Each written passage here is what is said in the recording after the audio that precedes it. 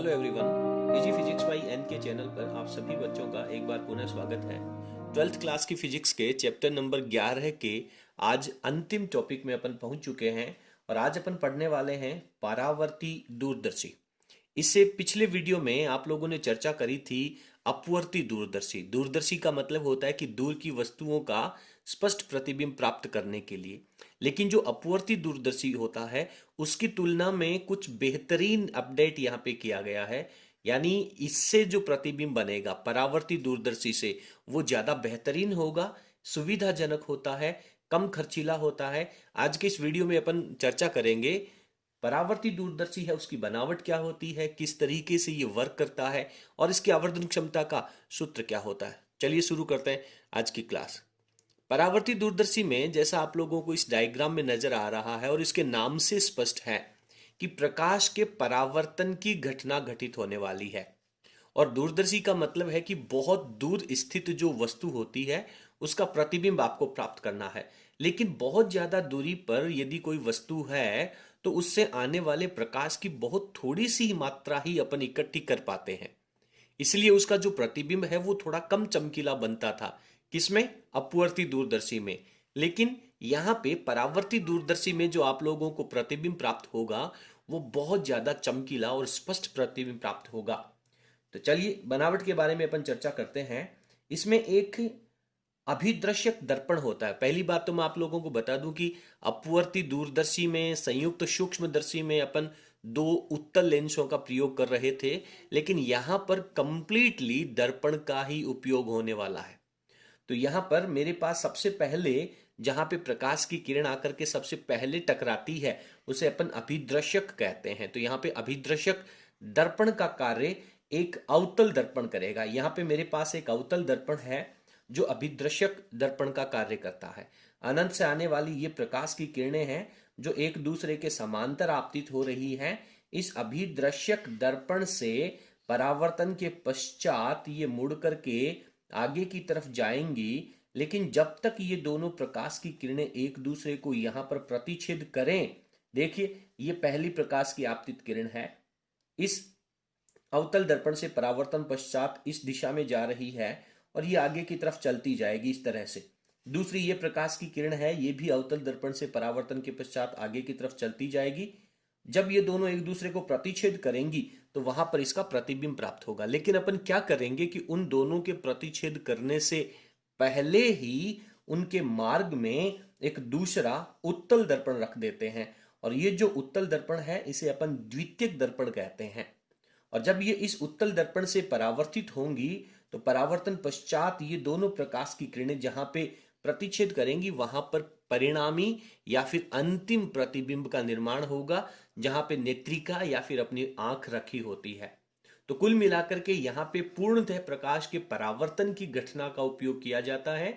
दो अवतल और उत्तल दो दर्पणों का प्रयोग किया जाता है और परावर्ती दूरदर्शी का निर्माण होता है।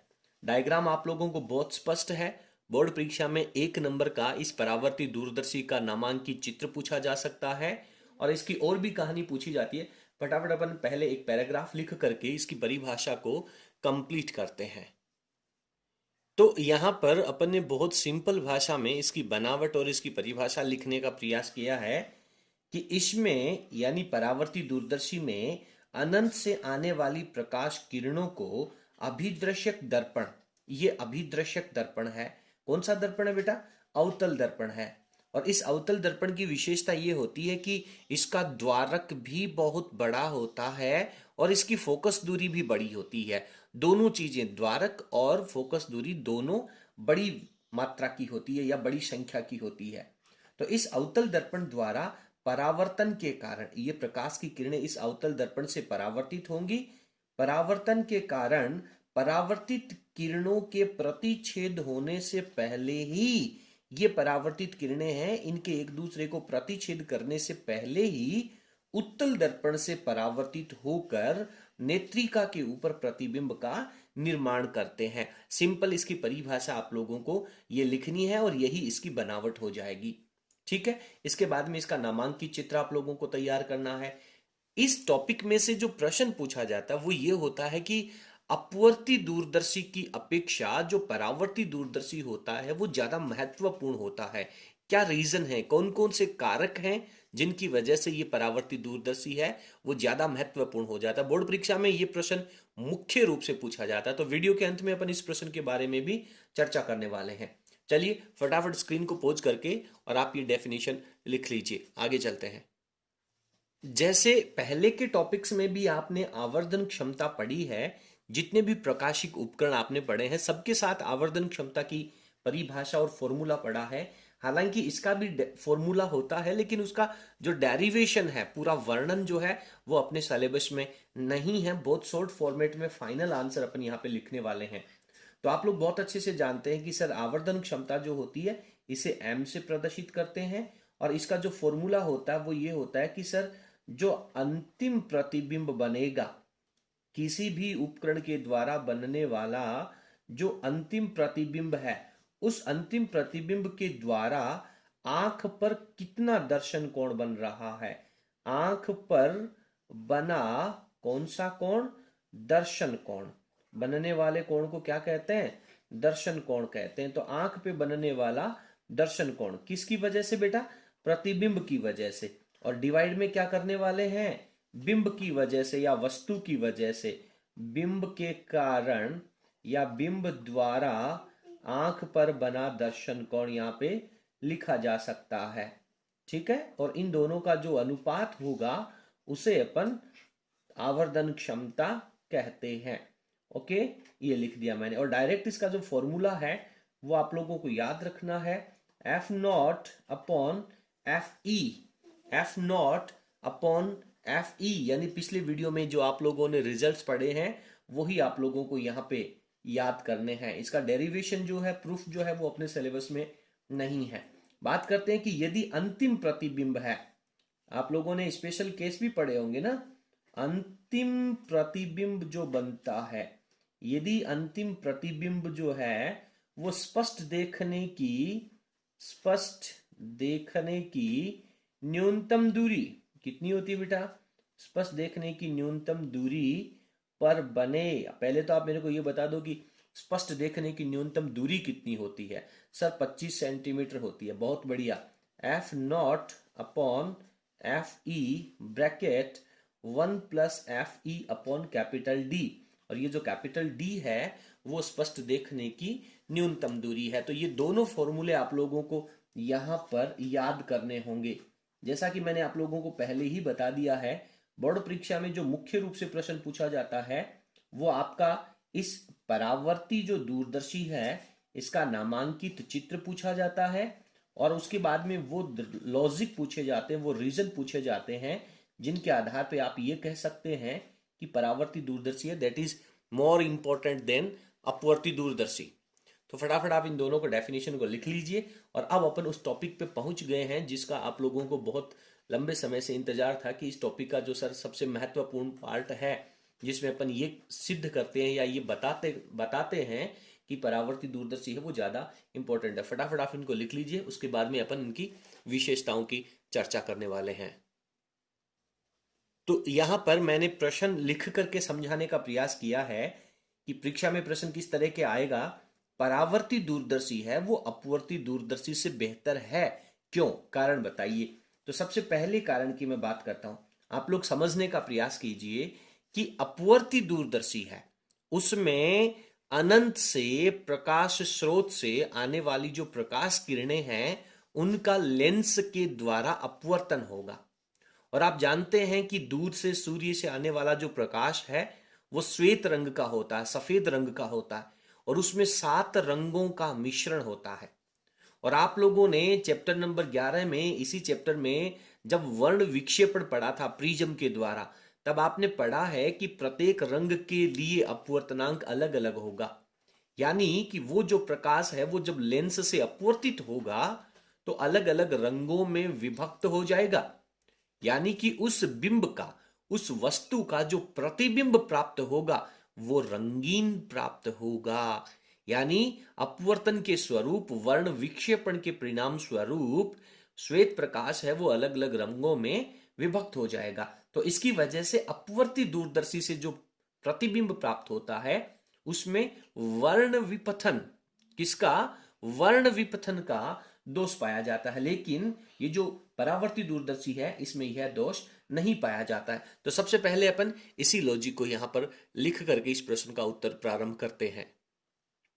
तो यहां पर अपन ने पहला जो कारक लिखा है उसमें लिखा है कि परावर्ती दूरदर्शी है उससे बनने वाले प्रतिबिंब में, ध्यान देना, बहुत ध्यानपूर्वक लिखना है, किससे बनने वाला प्रतिबिंब। यहां पे मैंने परावर्ती दूरदर्शी लिखा है, तो आप लोगों को पता है कि सर परावर्ती दूरदर्शी से जो प्रतिबिंब बनेगा उसमें वर्ण विपथन का दोष नहीं पाया जाता है, जबकि अपवर्ती दूरदर्शी से जो प्रतिबिंब बनेगा उसमें वर्ण विपथन का दोष पाया जाता है। मैथमेटिक्स के जो स्टूडेंट हैं वो बीएससी में जब ऑप्टिक्स की बुक पढ़ेंगे दैट टाइम आप इस टॉपिक को बहुत अच्छे से क्लियर करने वाले हैं, लेकिन बायोलॉजी के स्टूडेंट्स के लिए इतना समझना सफिशिएंट है। नंबर 2 की बात करते हैं। देखिए नंबर 2 में आप लोगों ने देखा है कि जो लेंस होता है उसकी जो मोटाई होती है वो अलग अलग जगह पर अलग अलग होती है, यानी किनारों के ऊपर से उत्तल लेंस पतला होता है और बीच में से मोटा होता है। तो सूर्य से आने वाला जब प्रकाश है वो अलग अलग अपवर्तनांक में, यानी हवा में और कांच का अपवर्तनांक अलग अलग हो गया ना, ठीक है सर। तो कुछ प्रकाश किरणें हैं वो कम दूरी तक लेंस में चलेंगी, कुछ प्रकाश किरणें हैं वो अधिक दूरी तक लेंस में चलेंगी।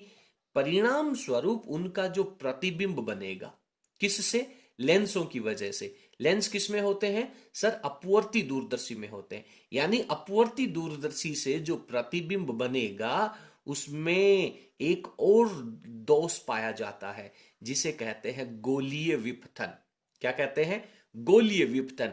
यानी जिस तरह का बिंब है, वस्तु है, उसका एग्जैक्टली सेम प्रतिबिंब प्राप्त नहीं होता है। जो प्रतिबिंब प्राप्त होगा वो कहीं से मोटा और कहीं से पतला प्रतीत होता है, जिसे गोलीय विपथन कहते हैं। जबकि जो परावर्ती दूरदर्शी होता है जिसमें दर्पणों के द्वारा प्रकाश का परावर्तन होने के पश्चात प्रतिबिंब प्राप्त होता है उसमें गोलीय विपथन का दोष नहीं पाया जाता है। ये दोनों जो लॉजिक अपने यहां पे समझे हैं ये दो सबसे महत्वपूर्ण कारक हैं, बाकी सामान्य कारक हैं जिन्हें अपन आसानी से समझ सकते हैं। चलिए दूसरा लॉजिक भी अपन यहां पे लिख लेते हैं। तो यहां पर दूसरा जो लॉजिक है वो मैंने लिखा है कि अपवर्ती दूरदर्शी से बने प्रतिबिंब में गोलीय विपथन का दोष पाया जाता है, जबकि परावर्ती दूरदर्शी में यह दोष नहीं पाया जाता है। उसका कारण क्या है? परावर्ती दूरदर्शी में परवलयाकार दर्पण के कारण, परवलय के आकार के दर्पण के कारण, परवलय का मतलब होता है कटोरी की तरह, थोड़ा सा ज्यादा फ्लेट, ज्यादा समतल, लेकिन थोड़ा सा उसमें झुकाव होता है। परवलयाकार दर्पण के कारण यह दोष नहीं पाया जाता है। इसकी वजह से जो परावर्ती दूरदर्शी है वो ज्यादा महत्वपूर्ण है।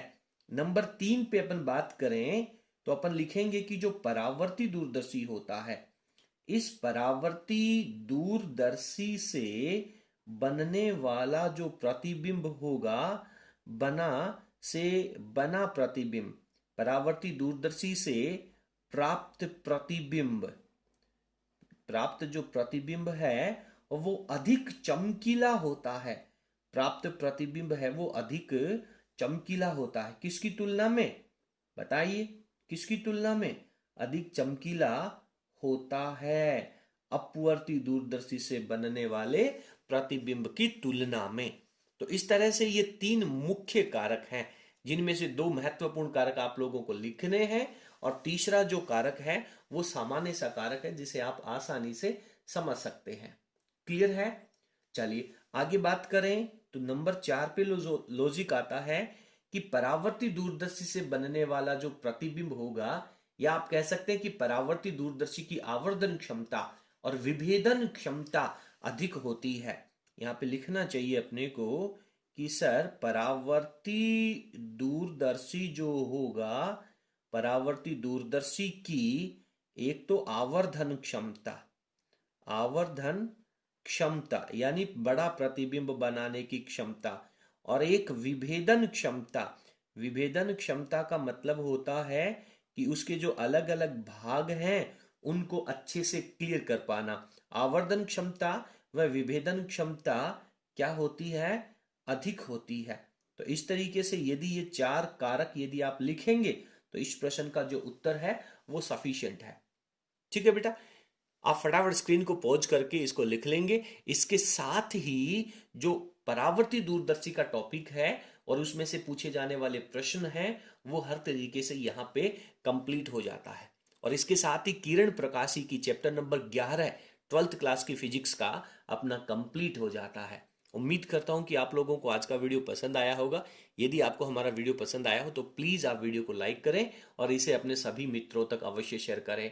दूसरी बात, चैप्टर नंबर 1 से लेकर के 11 तक के प्रत्येक टॉपिक को अपन ने यूट्यूब पर प्रत्येक अलग अलग वीडियो के द्वारा तैयार कर लिया है। बहुत जल्दी ही अब अपन कल के दिन में इसके ऑब्जेक्टिव हैं, इसके जो न्यूमेरिकल्स हैं उनको कंप्लीट करेंगे और उसके बाद अगले वर्किंग डे को अपन चैप्टर नंबर 12 तरंग प्रकाशी की जो है उसको स्टार्ट कर देंगे। चलिए, बहुत बहुत धन्यवाद। Thank you.